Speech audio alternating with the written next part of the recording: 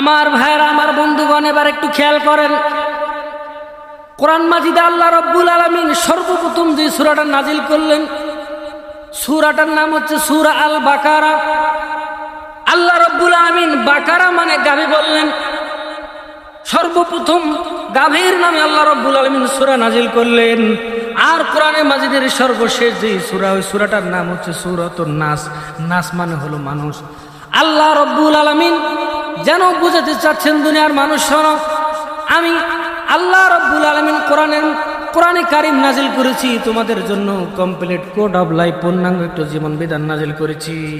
তার মানে হলো তোমরা কোরআনের মধ্যে গরু হয়ে প্রবেশ করো, পশু হয়ে প্রবেশ করো, আর তোমরা প্রকৃত মানুষ হয়ে কোরআন থেকে বের হয়ে যাও। সুবহানাল্লাহ।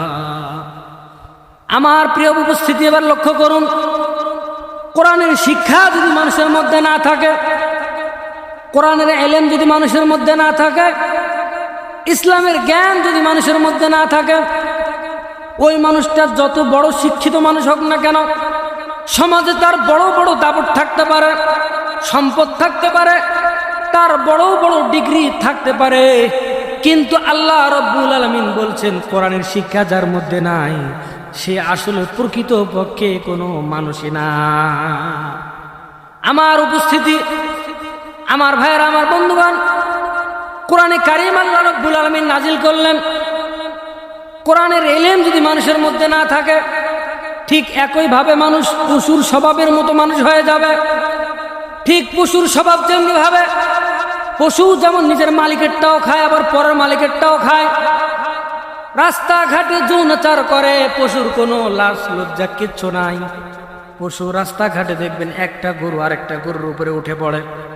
ঠিক একইভাবে কোনো মানুষের মধ্যে কোরআনের ইলম যদি না থাকে, কোরআনের জ্ঞান যদি মানুষের মধ্যে না থাকে, ওই মানুষটা ঠিক একইভাবে পশু পাখির মতো রাস্তাঘাটে যৌনাচার করবে। তার কোনো বেহায়াপনা, লজ্জা, শরম বলতে তার কিছুই থাকে না। জোরে বলেন ঠিক কিনা? এই জন্য কোরআনের ইলম আমাদের অন্তরের মধ্যে আসতে হবে।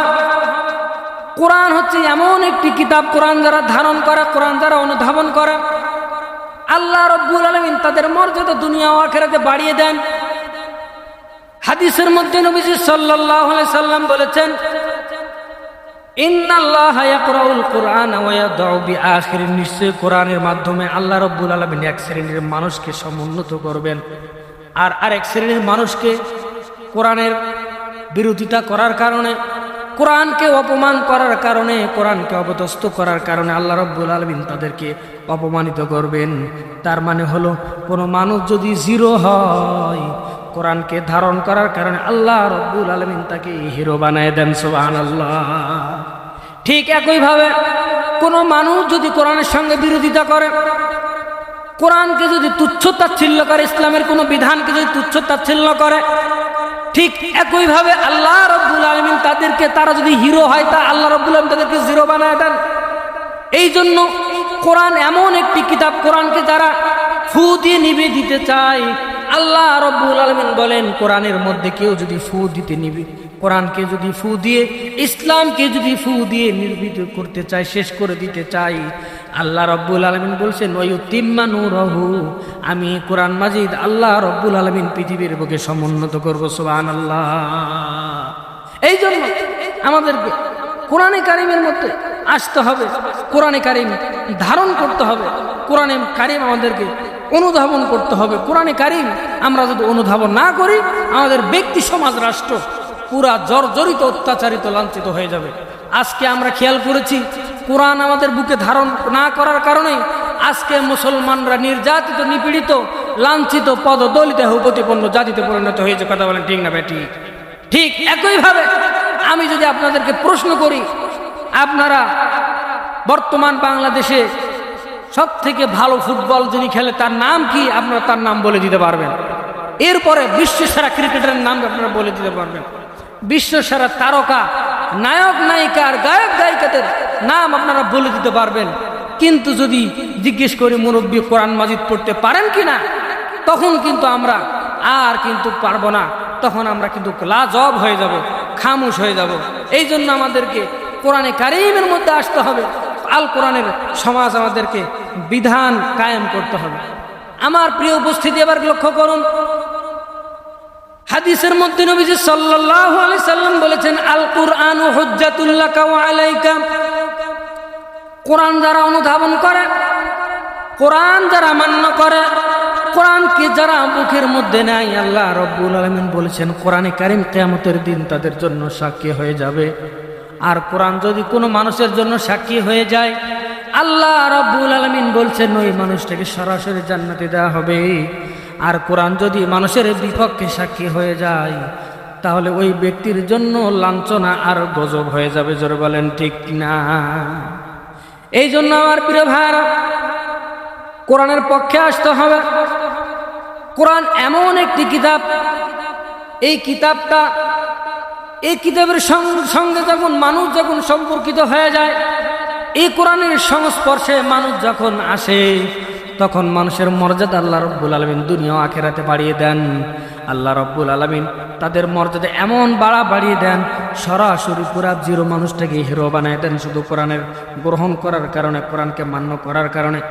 হযরত ওমর ইবনুল খাত্তাব রাদিয়াল্লাহু তাআলা আনহু, তার কোনো নাম ছিল না, তার কোনো দাম ছিল না, তার কোনো প্রশংসা ছিল না, কিন্তু কোরআনে কারীমের কাছে আসার কারণে, কোরআনে কারীমকে ধন্য করার কারণে, কোরআনে কারীমকে অনুধাবন করার কারণে আল্লাহ রাব্বুল আলামিন তার মর্যাদা এত বেশি বাড়িয়ে দিয়েছেন। কোরআনে মাজিদ আল্লাহ রাব্বুল আলামিন স্বয়ং 22 জায়গায় হযরত ওমর ইবনুল খাত্তাবের কথা মতো কোরআন নাজিল করেছেন। সুবহানাল্লাহ। আমার প্রিয় উপস্থিতি, এই কোরআন যার সঙ্গে লাগে তার মর্যাদাটা বেড়ে যায়। সারা বছরের মধ্যে শ্রেষ্ঠ যে মাস, সেই মাসটার নাম হচ্ছে রমাদানুল মুবারক। এই মাসের মর্যাদা হওয়ার কারণ একটা, এই মাসে কোরআন আল্লাহ রাব্বুল আলামিন নাজিল করেছেন। আল্লাহ পাক রব্বুল আলামিন বলছেন কোরআন মাজিদের মধ্যে, শাহরু রমাদানাল্লাযী উনজিলা ফীহিল কুরআনু হুদাল লিন্নাসি ওয়া বাইনাতিম মিনাল হুদা ওয়াল ফুরকান। আল্লাহু আকবার। আল্লাহ রাব্বুল আলামিন বলেন, রমজানুল মাস তো এমন মাস, যে মাসে আমি আল্লাহ রাব্বুল আলামিন কোরআন নাজিল করেছি।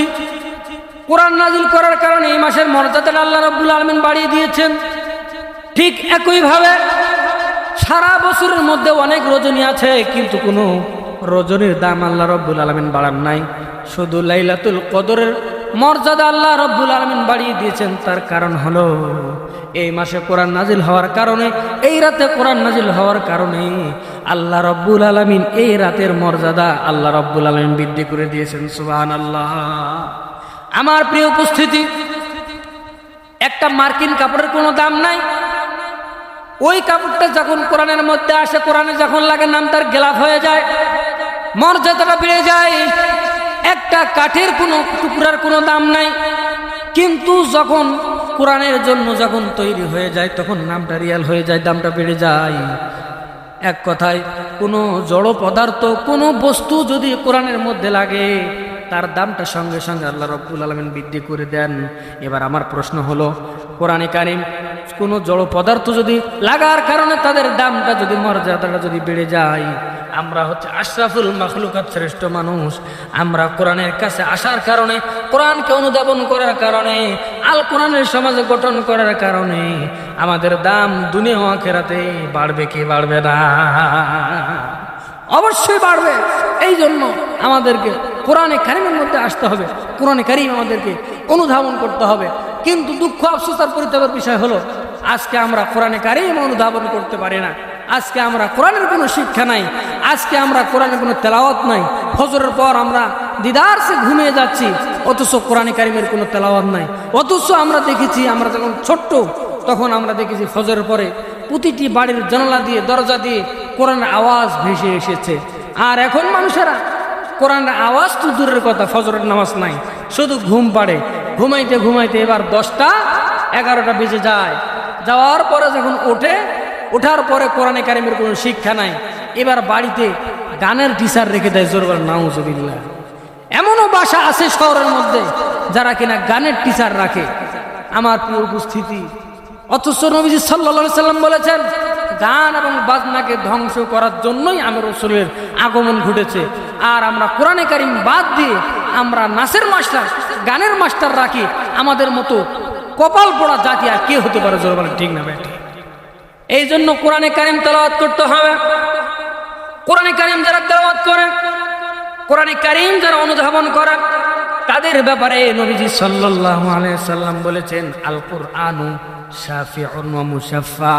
নবীজি বলেছেন, কোরআন যারা অনুধাবন করবে, কোরআন যারা মানবে, কোরআন যারা তেলাওয়াত করবে, আল্লাহ রাব্বুল আলামিন কিয়ামতের দিন কোরআনকার তাদের জন্য সুপারিশকারী হয়ে যায়। সুবহানাল্লাহ।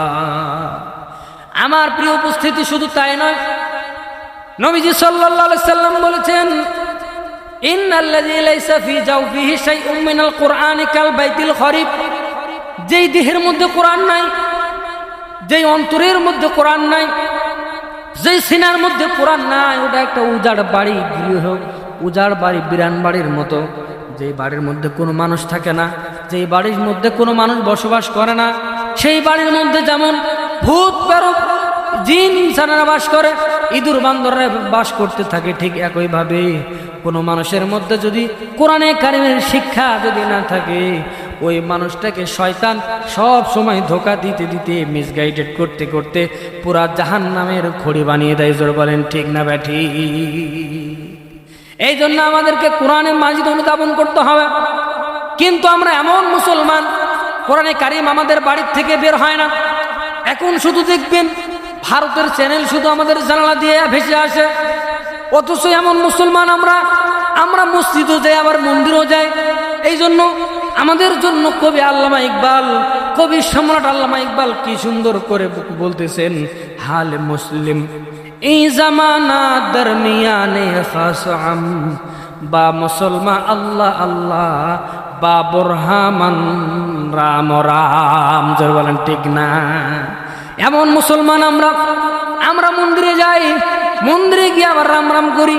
ওই মুসলমান যখন মন্দির থেকে বের হয়ে যায়, মসজিদে যায়, তখন আবার আল্লাহ বিল্লাহ করে। এই জন্য এরকম মুসলমান হওয়া যাবে না।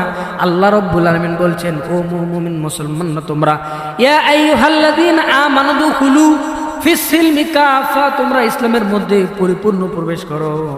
আমরা খাঁটি মুমিন, খাঁটি ইমানদার সেই দিনই হতে পারবো যেই দিন আমরা পরিপূর্ণ ইসলামের মধ্যে প্রবেশ করব। আমাদের ব্যক্তি, সমাজ, পরিবার, রাষ্ট্র আল কোরআন দ্বারা যেই দিন শাসিত হবে, সেই দিনই আমরা প্রকৃত মুমিন আর ইসলাম দাবি করতে পারবো। জোরে বলেন ঠিক না বেঠিক?